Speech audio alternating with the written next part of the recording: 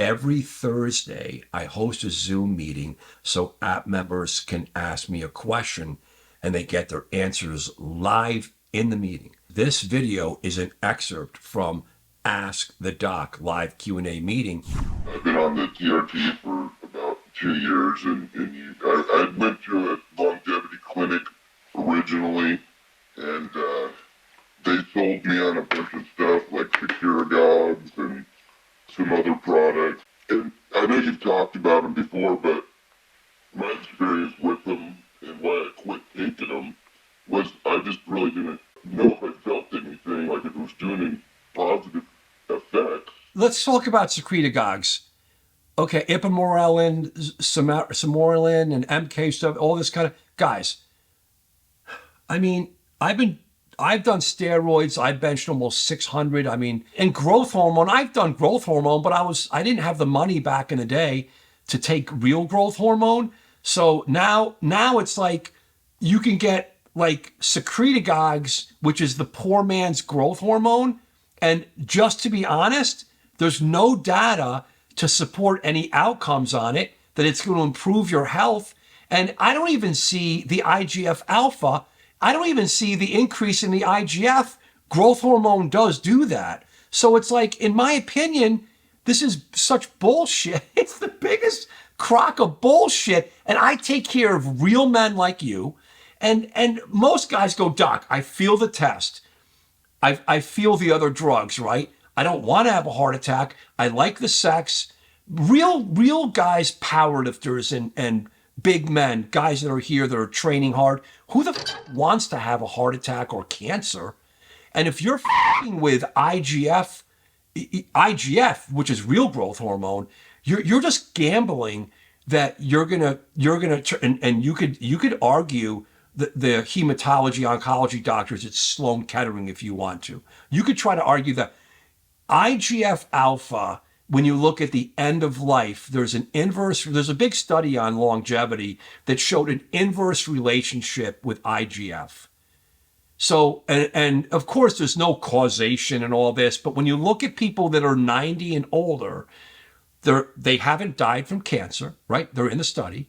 They have survived any heart disease they have, and they're doing well, right? So to chronically elevate IGF with a secretagogue or with IGF itself, which is very expensive, and I don't even know if it's really, that's like bodybuilding stuff, and or real analogs of human growth hormone, I'm scared for it. For what? Hold on. It's not going to affect your sex because the data, no one's going to win an argument with me. Your skin could look better because it improves collagen synthesis. I agree. You could get ripped. You can get a little more shredded. I mean, like my abs, I can get who the cares? I'm just being a dick, but I'm just here. But blood pressure, A, B, C, D, and testosterone. I mean, most of us are too horny anyway. And I got to make you laugh. So secretagogues are dangerous potentially. There's no data for it. If you want to do it, rock on, brother, and just monitor skin cancer, colon cancer.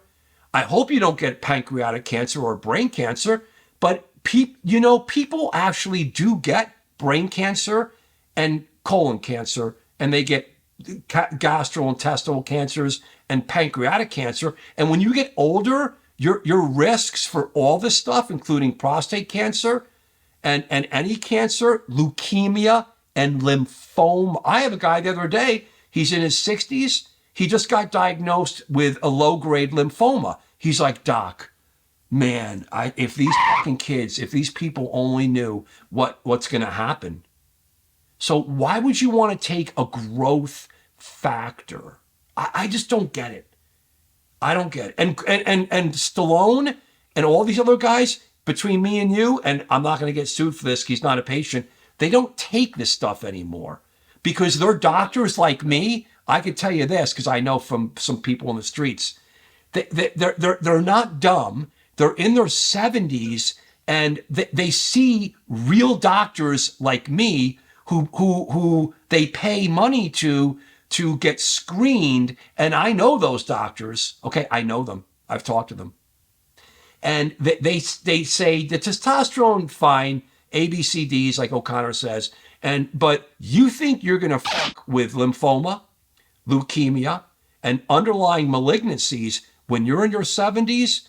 I don't want anything to do with it. So good luck. Now get hair transplants, get skin inject. I've had a facelift already, so it's like, who the fuck cares? You know, A, B, C, D. But if you want growth hormones and growth products, good for you.